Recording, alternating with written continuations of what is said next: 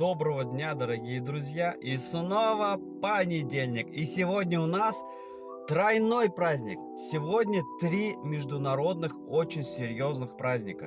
Первый праздник о чем? Сегодня день консервной банки. Вот такой интересный праздник. А еще очень классный праздник, мне он нравится.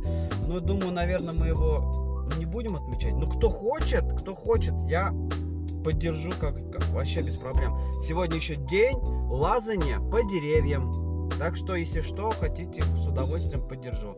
И самый главный праздник, который мне очень понравился, день поцелуев. Называется «Поцелуемся и помиримся». Так что, дорогие друзья, если я кого-то обидел, где-то что-то накосячил, все мы люди, мои искренние извинения. Давайте мириться и целоваться.